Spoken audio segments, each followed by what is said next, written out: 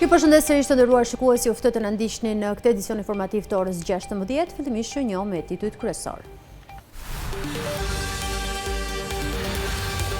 Para burgimet si buke djathë, Rama tha se ARSH dhe Kesh kanë mbetur pa kokë. Drejtorët i emëron Balluku, por është e pezulluar. Pse më parakalove, 37 vjeçari shkoi të sqarohej me shoferin e makinës tjetër, ai e qelloi me plumb në bark. Vrasja me thike nxënësit në Durrës pas sherrit në rrjetet sociale, protestojnë shokët e fëmijërisë së Erionit në Bulqis. Fier, furgoni i FNSH-s përplaset me një makinë dhe përfundon në kanal, plagosen 3 efektiv.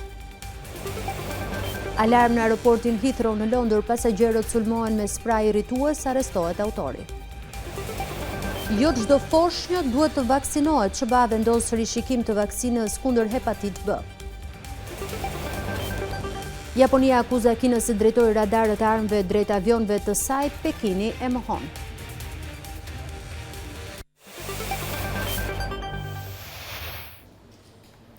Kryeministri Rama i është rikthyer çështjes Belinda Ballukut në podcastin e tij duke theksuar se ankimimi në gjykatën kushtetuese është betejë institucionale për të zhbllokuar punën e institucioneve të rëndësishme të qeverisjes. Si argument të pasojave që sjell pezullimi i Ballukut, Rama solli dhe bllokimin e punës së ARSH-s dhe Keshit, pasi 2 drejtuesit ndodhen në arrest shtëpie dhe i vetmi ministër që mund të emërojë drejtues të rinj është Ministri i Energjisë dhe Infrastrukturës, e cila momentalisht është në pamundësi për të ushtruar detyrën. Kryeministri Edi Rama është ndalur sërish këtë të dijelte çështja e pezullimit të zëvendës kryeministres dhe ministres Belinda Balluku. Në podcastin Flasim, ai ritheksoi qëndrimin e tij mbi atë që e cilëson domosdoshmëritë e moscënimit të parimit themelor të ruajtjes së balancës mes pushteteve kushtetuese. Ankimimi që kanë bërë në gjykatën kushtetuese nuk është një betejë politike, nuk është as një kundërvënie ndaj drejtësisë, nuk është as një presion, por është një betejë institucionale, një betejë themelore për mbrojtjen e kufive mes pushteteve dhe për mos lejimin e marrjes kompetencave ekskluzive të kryeministrit, qeverisë, të parlamentit, nga një prokuror dhe një gjykatës. Një precedent kërcënues për demokracinë në kuptimin më të drejtë për drejtë fjalës dhe krejt i panjohur në Europë dhe në krejt botën demokratike. Kryeministri Rama tha se ajo që de jure quhet pezullim, de facto është nënshtrim brutal i ekzekutivit, sjell përdit pasoja pas pasojash, për çka ai argumentoi pse ja ka adresuar këtë problematik gjykatës kushtetuese, e cila këtë javë do të marrë vendim për kushtetutshmërinë e pezullimit të Ballukut nga GKK-ja. Janë vendosur në arrest shtëpie drejtori i ARSH-s, drejtori i Keshit. Nuk ka asnjë rëndësi se si mendoj unë arsyet e këtyre dalimeve, se kjo është punë e prokurorit. Pasoja është se lihen pa kokë edhe 2 institucione tjera kyçe për vendin. Pse kjo pasojë tani është e lidhur drejt për drejt me pezullimin? Pezullimi jo vetëm antidemokratik, po dhe alogjik i një antari të kabinetit e bën pamundur zëvendësimin e tyre. Pasi ligji nuk ja jep askujt tjetër përveç autoritetit ekskluziv të ministrit edhe drejtën e këtyre emërtesave. Rama tha se mazhoranca e ka ndjekur devizën, mos ndërhyj në punët e drejtësisë, por sipas tij, kjo ndërhyrje brutale në trupin e qeverisë është një këmban alarmi që duhet dëgjuar deri në fund për të mos u përsëritur më kurrë. Deputetja e Partisë së Lirisë Serisa Xhixho ka reaguar përmes një deklarate në rrjetet sociale duke u referuar publikimit të raportit më të fundit të Avokatit të Popullit se konfirmon akuzat që partia e saj ka ngritur prej më shumë se një viti mbi trajtimin e Ilir Metës në paraburgimin Jordan Misja. Sipas Xhixhos, raporti zyrtar vërteton shkelje të rënda të Konventës Europiane të drejtave të njerëzit, kushtetutës dhe ligjeve shqiptare, duke përshkruar situatën e ish-presidentit Meta si trajtim njerëzor dhe si rezultati i një procesi të montuar politikisht. Po sipas Xhixhos, i gjithë procesi është i montuar politikisht, i shoqëruar me abuzim pushteti dhe përdorim represiv të institucioneve të drejtësisë. Kufizimi i komunikimit politik dhe pengimi i kontakteve me drejtuesit e partisë pas një bazë ligjore për vetëm zbatimi i urdhrit politik të Edi Ramos, shkruan deputetja e Partisë së Lirisë.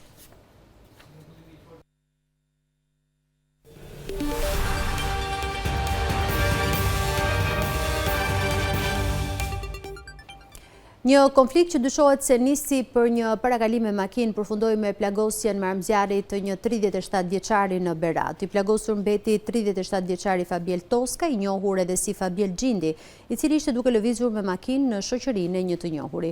Policia është njoftuar nga shoku i 37 vjeçarit, ndërsa autori i plagosjes ende nuk është identifikuar.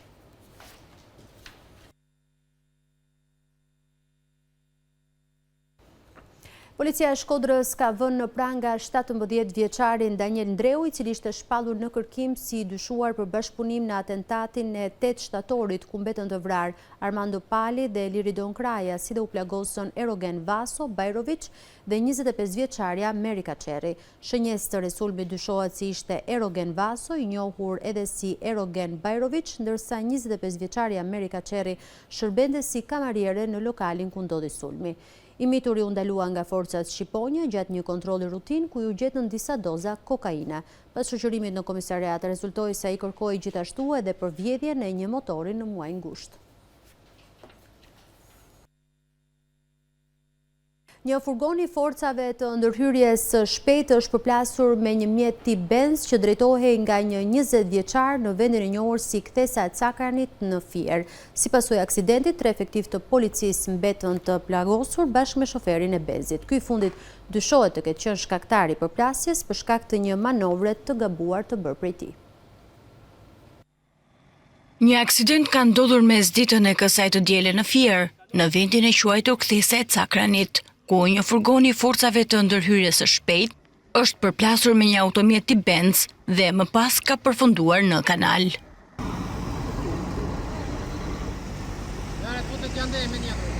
Përpasoj nga përplasja janë dëmtuar 3 punonjës policie dhe drejtuesi 20 vjeçari mjetit tip Benz, të cilët janë dërguar në spital për të marrë ndihmën mjekësore. Nga veprimet paraprake, drejtuesi i mjetit tip Benz, Ardonelo Yzeiraj, dyshohet të ketë qenë shkaktari i aksidentit, pasi ka bërë manovër të gabuar gjatë qarkullimit dhe më pas ka goditur nga pas furgonin e VNSH-s. Në vendngjarje mbërritën 3 autoambulanca për t'i dhënë ndihmën e parë të lënduarve, ndërsa policia po punon për zbardhjen e plotë të rrethanave të aksidentit. Policia e Tiranës ka arrestuar 2 persona, njëri prej të cilëve vidhte materiale të ndryshme në makina, ndërsa tjetri përvetësonte ato duke ja blerë. Në pranga u vun Geraldo Zeneli, 34 vjeç dhe Gëzim Cani, 48 vjeç. Nga hetimet e kryera të komisariatit nr. 2, ka rezultuar se Geraldo Zeneli në muajt korrik, tetor dhe nëntor ka vjedhur materiale dhe sende të ndryshme në 5 automjete dhe një subjekt që ju ka thyer xhamat në lagje të ndryshme të kryeqytetit. Më pas materialet e vjedhura i kishte shitur Gëzim Canit, ndërkohë ky i fundit brenda 10 ditësh ka vjedhur 2 biçikleta, ndërsa dyshohet të jetë autor dhe i disa vjedhjeve të tjera.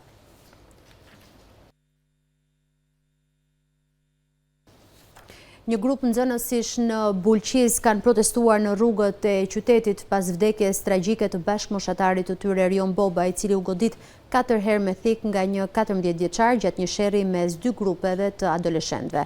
Me pankarta në duar, i shokët e klasës së 15 vjeçarit kërkojnë drejtësi për të, si dhe më tepër vëmendje për këtë grup mosh. Humbja një fëmije nga duart e një tjetri është thirrje për reflektim për të gjithë ne. Me thirrje drejtësi për Erionin, një grup nxënësish në Bulqiz kanë protestuar në rrugët e qytetit pas vdekjes tragjike të bashkëmoshatarit të tyre, Erion Boba, i cili u godit 4 herë me thik nga një 14 vjeçar gjatë një sherrri mes 2 grupeve të adoleshentëve. Me pankarta në duar dhe me lot në sy, adoleshentët kërkojnë zbardhjen e ngjarjes që i mori jetën shokut të tyre të shkollës. Sot jemi këtu për ty, jo për të dukur, jo për të mbledhur kot, por sepse zemrat tona nuk pranojmë një padrejtësi që është kaq e rëndë, sepse ti e meritove më shumë, meritove jetën që duhet të takonte, meritove dritë jo errësirë, meritove siguri dhe jo rrezik, meritove gëzim dhe jo fund të dhimbshëm. Dhimbja e familjes tënde ka shpatur çdo zemër, çdo nën, çdo baba, çdo prind e ndjen plagën e vet, sepse humbja jote nuk ishte thjesht një lajm, ishte një thyrje, ishte një besim, ishte një përgjegjësi. Protestuesit kërkuan që institucionet të marrin masa më të forta për parandalimin e konflikteve, ofrimin e mbështetjes psikologjike dhe krijimin e hapësirave të sigurta, ku të rinjt mund të shprehen dhe të kërkojnë ndihmë. Ne nuk jemi këtu vetëm për të vajtuar, por për të kërkuar drejtësi dhe ndryshim. Dhuna nuk lind vetë, ajo vjen nga mungesa e komunikimit, nga presioni, nga ndikimet e gabuara dhe nga rritja pa orientim të duhur. Prindërit duhet të flasin me fëmijët, të qëndrojnë afër dhe të mësojnë si të përballen me jetën, pa përdorur dhunë, bullizim. Ne si të rinj duam siguri, duam jetë normale, duam të mos humbasim më shok për arsye që nuk ka vlen të diskutohen as një sekond. Protestës ju bashkua edhe halla e 15 vjeçarit, Barie Boba, e cila tha se kjo nuk është protest vetëm për nipin e saj, por një thirrje e fortë për shoqërinë që ngjarje të tilla të mos përsëriten. Erion Boba u plagos me thik më 25 nëntor në zonën e Ish-Kënetës në Durrës, ku pas zhvendosjes nga Bulqiza jetonte prej 3 vitesh me familjen e tij. Ai ndërroi jetë pas 10 ditësh në Spitalin e Traumës në Tiranë. Taulan Toma, shqiptari cilësuar si mjesht të riaratisjeve, ja ka dalë sërish të largohet nga burgu për herë të 4 të radhës. Alarmi për aratisin e tij u dha mëngjesin e kësaj të diele, kur oficerët e burgjeve nuk e gjetën atë në qeli. Dënimi i tij duhet të mbarojë në vitin 2048, por Taulan Toma, 41 vjeçar shqiptar, duket se ka vendosur ta përshpejtojë lirimin e tij, raportojnë mediat italiane. 41 vjeçari ka prerë hekurat e dritares dhe ka zbritur në obor, ku më pas është ngjitur mbi murin perimetral dhe është zhdukur. Toma është person me precedent penal për grabitje, vjedhje dhe drogë. I njohur me nofkën Hajduti i Parmës, Toma konsiderohet nga autoritetet italiane si person i rrezikshëm dhe i dhunshëm. 41 vjeçari shqiptar është arrestuar për herë të fundit në vitin 2015, pasi ishte aratisur nga burgu në vitin 2013. Një 20 vjeçar nga Tirana është arrestuar nga policia pasi nëpërmjet shantazhit u kërkonte para shtetasve të ndryshëm për të mos publikuar fotot në rrjetet sociale. Në pranë nga u vu Erion Mejdani, nga hetimet e kryera ka rezultuar si i riu për një periudhë rreth 2 javore në një rrjet social hapte profile false dhe gjatë komunikimit me persona të ndryshëm siguronte prej tyre foto personale. Më pas, nëpërmjet mashtrimit dhe shantazhit, ai u kërkonte shuma monetare nga 500 deri në 1000 euro në këmbim të mosbërjes publike të fotove personale. Nëpërmjet këtyre shantazheve, Mejdani ka përfituar shumë 750 euro nga një 36 vjeçar.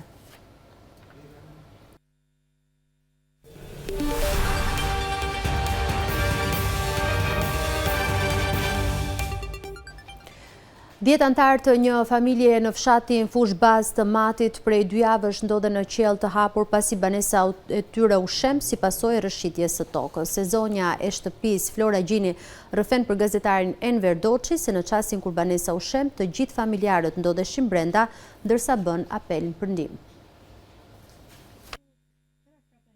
Kjo është gjendja e banesës ku jetonin 10 antarë të familjes Gjini në Fush Bazë të Matit, e cila u shem plotësisht si pasojë e rrëshqitjes së dherave nga shirat e dendur.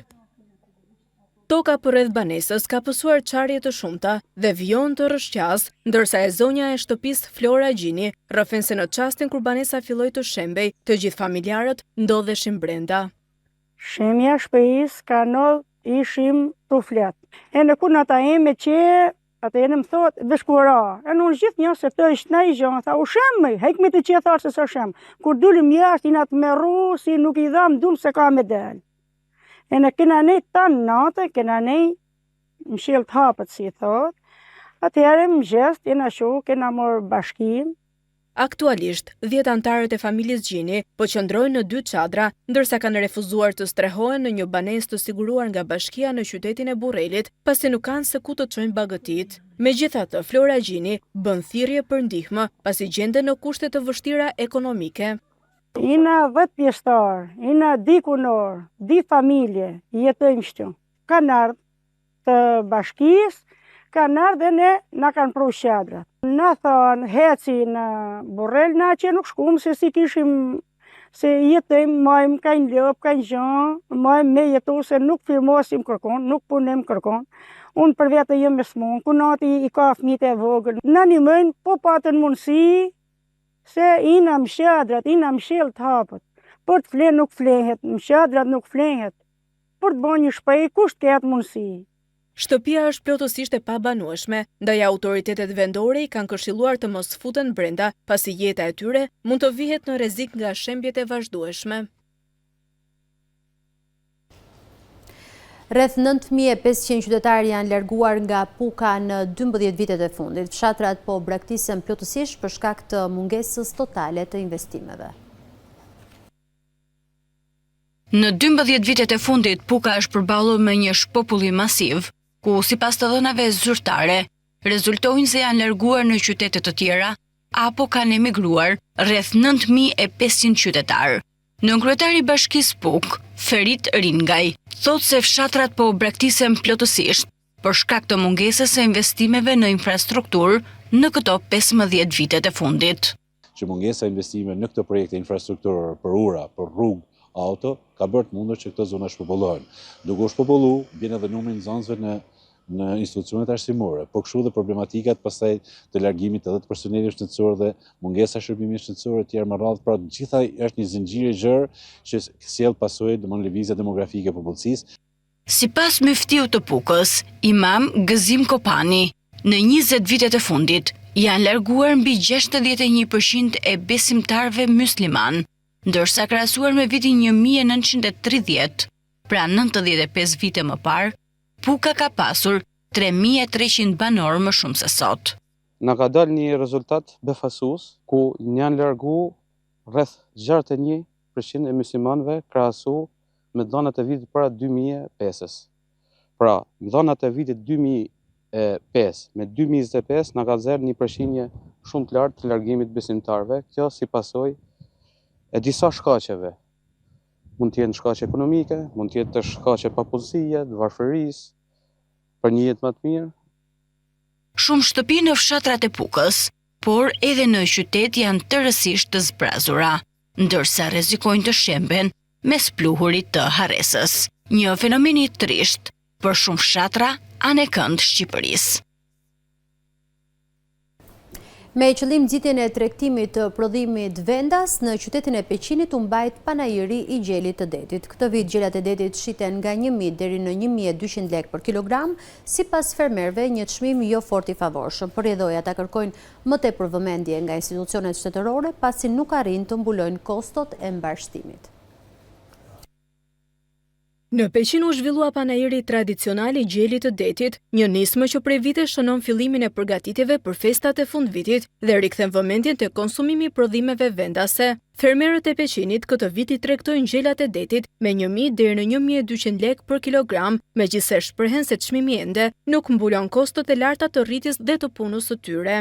Çmimi i gjelat varion nga 10 deri në 12 kile, po treg nuk ka. Nuk ja vlen se ka shumë vështirësi gjeli detit. Deri tash nuk kemi marrë solucionim. Ka kosto shumë lartë. Ka kosto shumë. Po me ato ne kemi traditë, e trajtojmë, e rrisim edhe bim deri këtu. Po shtiri me nëse duan misë, duan të hanë që të vegjit, i kam rrit më zjarrit e don. Kanë dalë që vjet në tetor. Fermerët theksojnë se përballen me sfida të shumta, gjelat e therrur të importit po ulin konkurrencën, ndërsa mungesa e subvencioneve nga shteti rrezikon të godas një traditë shumëvjeçare. Ka shtrondit çmimi se ka hyrë mall nga greku. Kë rrita, kë teta, kë nanta, kom në 6 saat ka. Ne kërkojmë sa më shumë mos hyj nga trau kufitar, që neve të shesim sa më mirë. Gjeli është një lloj se më rrit një fëmijë të vogël, është shumë i vështirë. Po, ne nuk kemi fitim, po jemi mësuar këtë punë, do merremi punë, marrim 5 lekë punë. Panajiri si vjetshëm i gjelit të detit rikthen edhe një herë vëmendjen te rëndësia e mbështetjes së fermerëve dhe ruajtjes së traditave të zonës. Shkëputemi tani për një hapësirë publicitare, rikthehemi sërish. Incidenti rënd ka ndodhur në aeroportin Heathrow në Londër, teksa një grup burrash ka sulmuar disa persona duke i spërkatur me spraj irritues.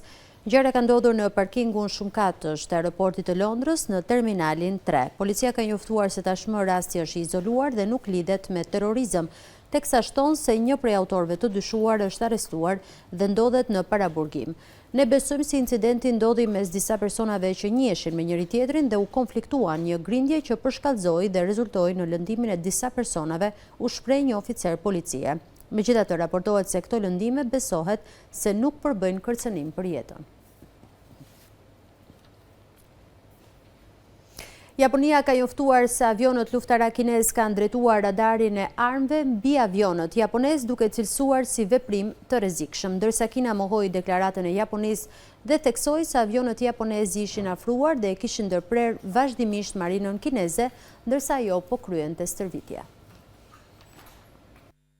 Japonia ka bërë të ditur këtë të diel se avionët luftarak kinez kishin drejtuar radarin e armëve drejt avionëve ushtarak japonez në 2 incidente të rrezikshme pranë ishive Okinawa të Japonisë, një deklaratë që Pekini e mohoi. Kjo shkon përtej asaj që është e nevojshme për fluturimin e sigurt të avionëve, shkroi ministri japonez i mbrojtjes Koizumi në rrjetin social X.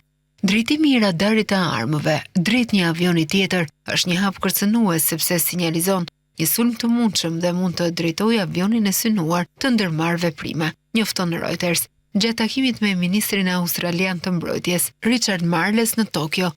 Koizumi tha se Japonia do t'i përgjigjej me vendosmëri dhe qetësisë sjelljes së Kinës për të ruajtur paqen dhe stabilitetin rajonal. Një zëdhënës i marinës kineze, Kolonel Wang, tha se avionët japonezi ishin afruar dhe e kishin ndërprer vazhdimisht marinën kineze, ndërsa ajo po kryente stërvitje fluturimi me bazë në aeroplan mbajtëse të paralajmëruara më parë në lindje të ngushticës Miyako. Wang kundërshtoi përmes një deklarate, duke theksuar se deklarata e Japonisë ishte e gabuar dhe veprimet e saj kishin rrezikuar seriozisht sigurinë e fluturimit. Përplasjet pranë nishive të pretenduara nga Japonia dhe Kina janë përplasjet më serioze midis dy ushtrive në vite, dhe ka gjesa të përshkallëzojnë mëtej tensionin midis dy fuqive të Azisë Lindore, shkruan në Reuters. Marrëdhëniet janë përkeqësuar muajin e kaluar që kur kryeministria japoneze Sanae Takaichi paralajmëroi se Japonia mund t'i përgjigjet çdo veprimi ushtarak kinez kundër Tajvanit nëse ky i fundit kërcënon sigurinë e Japonisë. Sekretari Amerikan i Mbrojtjes ka vlerësuar zhvillimet pozitive për shpenzimet për mbrojtje në Gjermani, duke cilësuar atë si shembull në NATO. Sipas tij, Shtetet e Bashkuara presin kontribute të ngjashme edhe nga aleatët e tjerë të NATO-s, dhe sa ata që dështojnë të përmbushin obligimet e tyre mund të përballen me pasoja. Sekretari Amerikan i Mbrojtjes Pete Hegseth është shprehur se sheh zhvillime pozitive në shpenzimet për mbrojtje në Gjermani dhe i ka vlerësuar aleatët e NATO-s për rritjen e buxheteve për ushtritë e tyre. Duke folur në një forum për mbrojtje në Kaliforni, Hegseth tha se ka mirëpritur marrëveshjen e NATO-s për të rritur ndjeshëm shpenzimet në mbrojtje në vitet në vijim. Sipas tij, Shtetet e Bashkuara të Amerikës presin kontribute të ngjashme edhe nga aleatët e tjerë, dhe se ata që dështojnë t'i përmbushin detyrimet e tyre mund të përballen me pasoja. Marrëveshja e vendeve të NATO-s e arritur në qershor, e nxitur nga lufta e Rusisë në Ukrainë dhe thirrjet e presidentit amerikan Donald Trump, parashikon që vendet anëtare të shpenzojnë të paktën 3.5% të prodhimit të brendshëm bruto në mbrojtje, ndërsa pjesa tjetër prej 1.5% fokusohet në investime të lidhura me sigurinë, sikurse adaptimi i rrugëve, urave dhe porteve për pajisje ushtarake, në siguri kibernetike dhe mbrojtje të gasjellësve të energjisë. Deri në vitin 2035, shpenzimet në këtë sektor pritet të arrijnë në 5% të prodhimit të brendshëm bruto. Mjekët dhe ekspertët e sëmundjeve në SBA kanë kritikuar vendimin e këshilltarëve të vaksinave në SBA për të hequr udhëzimet e hershme mbi vaksinat e hepatitit B, sipas të cilëve jo çdo i posalindur mund të vaksinohet. Sipas tyre, kjo do të ekspozojë më shumë fëmijë ndaj virusit të dëmshëm dhe mund të sinjalizojë se si politikat e tjera të vaksinimit të bazuara në prova mund të minohen. Vendimi i këshilltarëve të vaksinave në Shtetet e Bashkuara të Amerikës për të hequr udhëzimet e hershme mbi vaksinat e hepatitit B do të ekspozojë më shumë fëmijë ndaj virusit të dëmshëm dhe mund të sinjalizojë se si politikat e tjera të vaksinimit të bazuara në prova mund të minohen, thanë mjekët dhe ekspertët e sëmundjeve, që nga viti 1991 zyrtarët e shëndetësisë në SBA kanë rekomanduar vaksinimin universal për foshnjat kundër hepatitit B me 3 dozat e para shumë shpejt pas lindjes. Ky veprim ka ulur ndjeshëm infeksionet dhe ka shpëtuar jetë, tregojnë të dhënat federale. Të premten, një panel këshillues i emëruar nga sekretari amerikan i shëndetësisë Robert Kennedy Jr. tha se një dozë vaksine duhet u jepet vetëm të porsalindurve nëna e të cilëve rezulton pozitive për hepatitin B, ose statusi i të cilëve është i panjohur. Në rastet kur nëna rezulton negative, prindërit duhet të vendosin me mjekët e tyre se kur ose edhe nëse fëmijët e tyre duhet të marrin ndonjë vaksinë kundër hepatitit B. Këshilltarët, shumë prej të cilëve ndajnë pikpamjet kundër vaksinave si Kennedy, nuk dhanë prova për dëmet të reja nga vaksina. Ata argumentuan se vaksinimi ishte shumë i gjerë krahasuar me rrezikun e infeksionit dhe se politika e SBA-s nuk ishte në përputhje me disa vende të zhvilluara. A doni të ekspozoni fëmijën tuaj, foshnjën tuaj, ndaj një ndërhyrje që mund të ketë disa dëme të mundshme, ku rreziku është kaq i ulët? Tharet Sedlevi, një nga këshilltarët që mbështeti rekomandimin e ri. Shumë njerëz me hepatit B nuk kanë simptoma dhe nuk janë të vetëdijshëm për infeksionin e tyre. Tek foshnjët dhe fëmijët e vegjël, një infeksion fillestar bëhet kronik në rreth 95% të rasteve, duke shkaktuar potencialisht dëmtim të mëlçisë dhe kancer të mëlçisë dekada më vonë, sipas Organizatës Botërore të Shëndetësisë. Mohimi i një vaksine të sigurt dhe të suksesshme ngre gjithashtu shqetësime se si paneli këshillues do të kryejë një rishqikim të planifikuar të gjitha imunizimeve rutin të fëmijëve, sipas ish këshilltarëve të vaksinave, pediatrëve dhe ekspertëve të sëmundjeve infektive. Të premten vonë, presidenti Donald Trump theksoi mbështetjen e tij për një rishqikim të tillë, duke i udhëzuar Kennedyt të studiojë se si politika amerikane e vaksinimit të fëmijëve ndryshon nga vendet e tjera të zhvilluara dhe të bëjë ndryshime aty ku është e nevojshme. Çelet në Galerinë e Arteve Eduard Lar në Berat ekspozita Art Gala Berat. Ekspozohen rreth 90 punime nga piktoria dhe gazetarja britanike Alice Taylor dhe dy piktorët shqiptar Jeton Cini dhe Mikel Smaçi. Në Galerinë e Arteve Eduard Lar në Berat u çel ekspozita Art Gala Berat me rreth 90 punime nga piktoria dhe gazetarja britanike Alice Taylor dhe dy piktorët shqiptar Jeton Cini dhe Mikel Smaçi. Punimet e ekspozuara nga tre piktorët janë nga pikturat abstrakte e moderne, deri tek peizazhet dhe portretet, ndërkohë që në punime janë përdorur akrilik, vaj dhe akuarel. Piktoria dhe gazetarja britanike Alice Taylor, e cila jeton prej 8 vitesh në Shqipëri, tregon pse zgjodhi qytetin e Beratit për këtë ekspozitë. Edhe gjithë piktura është nga foto, unë kam bërë në punën tim. Unë kam marrë shumë nga 25.000 foto në Shqipëri nga 8 vit. Edhe piktura është nga foton tim.